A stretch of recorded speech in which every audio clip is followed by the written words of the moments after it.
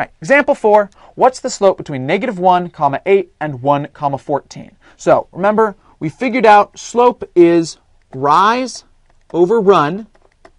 So the amount that we rise is our change in our vertical, so y2 minus y1, our two vertical locations, the change, and our run is our two horizontal locations, their change.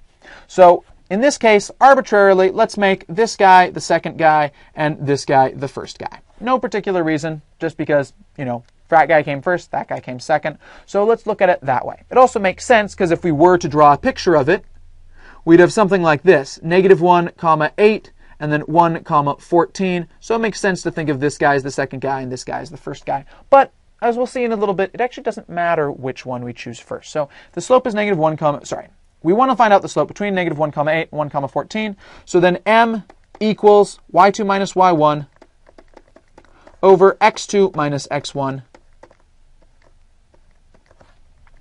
So our second y is 14. So 14 minus our first y is 8 divided by our second x is 1.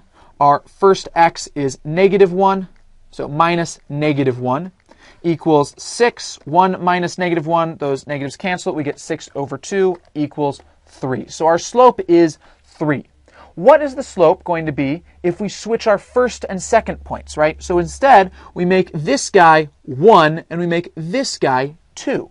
Well, we do the same thing. M equals, so it's going to be our new second guy is 8 minus our new first guy is 14 divided by x2. Our new second guy is -1 minus our new first guy is 1. 8 minus 14, -6. -1 minus 1, -2. Hey, will you look at that? These cancel and we get the exact same thing. So if we switch our first and second points, who we arbitrarily decided to make second and first, does it affect what the slope comes out to be? No, it doesn't. Why? Because the negatives, it introduces negatives on both the top and the bottom. They cancel out. So if we have negatives showing up because of the switch, they're going to show up on both the top and the bottom, so we'll always see cancellation. So it doesn't matter if we plug in our one guy as the first guy or if we plug in that guy as the second guy. It doesn't matter who gets to be called first and second as long as we match up our seconds and our firsts have to match up vertically. If we have one point be the second point on the top, the second y coordinate, then has to also be the second x coordinate, has to come first on the bottom as well. So we all have to make sure that the points match up vertically, right? 8 and -1, -1, 8, 14 and 1, 1, 14. They match up there. Let's prove this though. If we want to prove that this always comes out to be the case. So to prove this, what we want to show is that it doesn't matter if it's y2 minus y1 over x2 minus x1 versus y1 minus y2 over x1 minus x2, right? If we swap the location of who gets to come first, who gets to be more on the left in the fraction. It doesn't matter who gets to be more on the left or who's more on the right. That's what we want to show. So how do we prove it? Well, let's start off with this guy here. So we'll have y2 minus y1 over x2 minus x1. Now, we want to be able to get that to start looking like this thing. And we say, well, y2 minus y1, oh, hey, that's pretty much the same thing, but it's got a negative introduced to it, right? So how could we introduce some negatives here? Well, let's write it again, y2 minus y1 over x2 minus x1.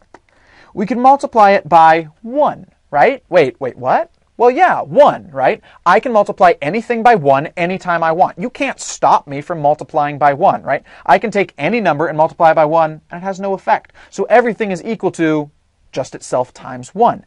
Now, the cool thing about math is there's a lot of ways to say the number 1, right? I can say 1 as 1, but I could also say it as 1 over 1. Or I could say it as 5 over 5. Or I could say it as -1 over -1. And that's how we introduce our negatives, right? And this is also the idea that's coming along when we change denominators, is we introduce by multiplying the same thing on the top and the bottom. So we multiplied by -1 on the top and -1 on the bottom. Now notice, since we're multiplying the top, we're not just multiplying the first part of the top, we're multiplying multiplying the whole top. So because it's multiplication, it's going to apply to this fraction as if it started in parentheses. So times -1 over -1, y2 minus y1 times -1 becomes negative y2 plus y1 over negative x2 plus x1. And hey, this thing right here is just the exact same thing as this thing right here. We've just swapped the location. It's now, instead of negative y2 plus y1, it becomes y1 minus y2, what we're a little more used to seeing. Cool. So we managed to prove that it doesn't matter what order we slot it into using this y2 minus y1 over x2 minus x1 formula. It doesn't matter because it's going to wind up spitting out the same answers. But the really key idea to think about when we're talking about slope is it is the rise over the run. It is the rate of change, how quickly the line is changing. All right. Hope you learned a bunch here. Hope it's been a great refresher and everything's really clicking into place because we'll be using this stuff a whole bunch later down the road. All right. See you at Educator.com later. Bye.